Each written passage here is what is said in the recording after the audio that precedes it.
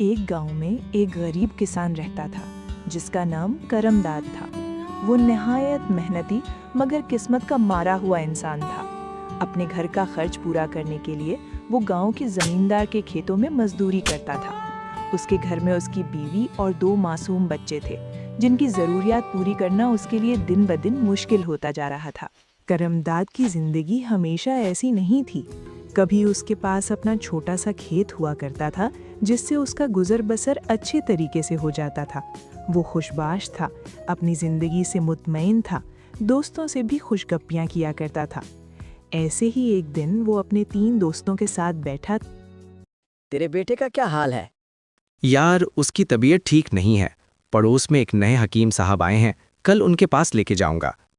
ہاں، نیا حکیم آیا ہے تو ٹھیک ہے، اگر پرانا ہوتا تو میں تجھے کبھی اس کے پاس نہ جانے دیتا۔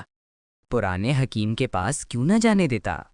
ارے تجھے پتہ نہیں، وہ گاما دودھ والا، وہ ایک بار ایک حکیم کے پاس گیا اور اسے کہنے لگا، حکیم صاحب میری یہ ٹانگ پتہ نہیں کیوں نیلی ہو گئی ہے، میں بہت گھبرا گیا ہوں۔ حکیم نے دیکھا تو بہت پریشان ہو کے بولا، تمہاری ٹانگ میں زہر پھیل گیا ہے، یہ ٹانگ کاٹنی پڑے گی۔ حکیم نے اگلے دن وہ ٹانگ کاٹ دی۔ کچھ دن بعد گاما پھر حکیم صاحب کے پاس گیا اور کہنے لگا، حکیم صاحب میری دوسری ٹانگ بھی نیلی ہو گئی ہے۔ حکیم صاحب نے بہت پریشانی والی شکل بنا کر کہا، یہ تو بہت فکر کی بات ہے، تمہاری دوسری ٹانگ بھی کاٹنی پڑے گی ورنہ زہر پھیل جائے گا۔ حکیم نے اس کی دونوں ٹانگیں کاٹ دیں۔ کچھ دن بعد وہ پھر حکیم کے پاس گیا اور کہنے لگا، حکیم صاحب اب میں نے جو لکڑی کی ٹانگیں لگوائی تھیں وہ بھی نیلی پڑ گئی ہیں۔ حکیم صاحب نے متھے پہ ہاتھ مار کر کہا، اوہو اب میں سمجھا، دراصل تمہاری دھوتی رنگ چھوڑ رہی ہے، تمہاری دھوتی بدلنی پڑے گی۔ زندگی ایسے ہی ہنستے کھیلتے گزر رہی تھی، مگر وقت نے ایسا پلٹا کھایا کہ اس کے والد شدید بیمار ہو گئے۔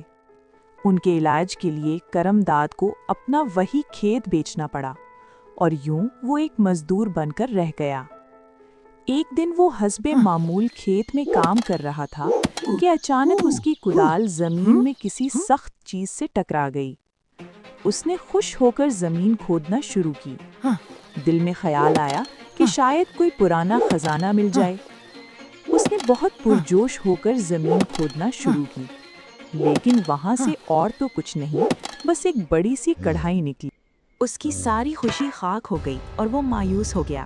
اس نے غصے میں آ کر اپنی کدال اس کے اندر پھینک دی اور ایک درخت کے نیچے جا کر بیٹھ گیا تاکہ کچھ دیر آرام کر سکے۔ تھوڑی دیر بعد جب وہ واپس آیا اور کڑھائی میں دیکھا تو حیرت سے اس کی آنکھیں کھلی کی کھلی رہ گئیں۔ کڑھائی میں ایک کدال کی جگہ اب کئی کدالیں موجود تھیں۔ اسے اپنی آنکھوں پر یقین نہیں آ رہا تھا۔ اس نے یقین کرنے کے لیے ایک ٹوکری بھی اس میں ڈالی اور وہ بھی کئی ٹوکریوں میں بدل گئی۔ اب کرم داد سمجھ گیا کہ یہ کوئی عام کڑھائی نہیں بلکہ ایک جادوئی چیز ہے۔ وہ خوشی سے جھوم اٹھا اور اسے احتیاط سے گھر لے آیا۔ اب وہ اس میں مختلف چیزیں ڈال کر انہیں کئی گنا بنا لیتا اور بازار میں بیچ کر اچھی خاصی دولت کمانے لگا۔ پھر اس نے اس دولت سے زیور خریدے اور اس زیور کو بھی کڑھائی میں ڈال کر کئی گنا زیادہ کر لی۔ ایک ہی وقت میں کرم داد کی زندگی بدل گئی۔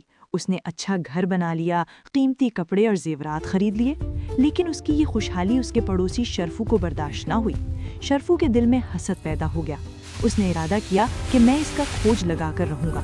چند دنوں کی نگرانی کے بعد شرفو کو جادوئی پتیلے کا راز معلوم ہو گیا۔ وہ فوراً زمیندار کے پاس گیا اور اسے سب کچھ بتا دیا۔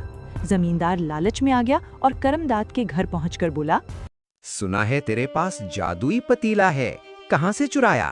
نہیں مالک، میں نے اسے نہیں چرایا، یہ مجھے کھیت میں ملا تھا۔ اگر یہ میرے کھیت میں ملا ہے تو یہ میرا ہوا۔ کرم داد نے بہت کوشش کی لیکن وہ زمیندار کے آگے بے بس ہو گیا۔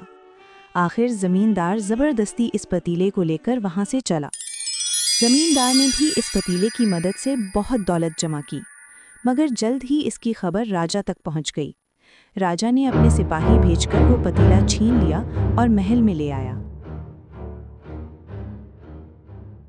راجا نے اسے آزمانے کے لیے اپنا ایک ہار اس میں ڈالا تو وہ ایک ہار کئی ہاروں میں بدل گیا۔ اس کی خوشی کی کوئی حد نہ رہی۔ راجا نے اس پتیلے کی مدد سے اپنے شاہی خزانے کو کئی گنا بڑھا لیا۔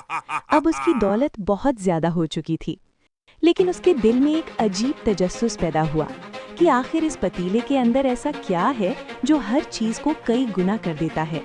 उसने सच जानने के लिए खुद पतीले में दाखिल होने का फैसला किया। जैसे ही राजा पतीले में दाखिल हुआ, फौरन उसकी कई नकलें बाहर आ गईं। हर एक खुद को असली राजा कहने लगा। बात बढ़ते बढ़ते झगड़े और फिर जंग तक जा पहुंची। तख्त के लिए होने वाली इस खौफनाक लड़ाई में सब एक दूसरे के दुश्मन बन गए। आखिरकार इस खूनरेज लड़ाई में तमाम राजा मारे गए, यहाँ तक कि असल राजा भी न बच सका। इस हंगामे में जादुई पतीला भी टूटकर हमेशा के लिए खत्म हो गया। जब ये खबर करमदाद तक पहुंची तो वो अफसोस से बोला, काश मैंने इस पतीले को सिर्फ जरूरत के लिए इस्तेमाल किया होता, मगर लालच ने सब कुछ तबाह कर दिया। आखिर में करमदाद ने सीख लिया कि असल सुकून और कामयाबी मेहनत में ही है। वो दोबारा सादा जिंदगी की तरफ लौट आया और ईमानदारी से काम करने लगा। दोस्तों, इस कहानी से हमें ये सबक मिलता है कि ज़रूरत से ज़्यादा लालच और तजस्सुस अक्सर इंसान को तबाही की तरफ ले जाता है, जबकि मेहनत और कनाअत ही हकीकी कामयाबी का रास्ता है।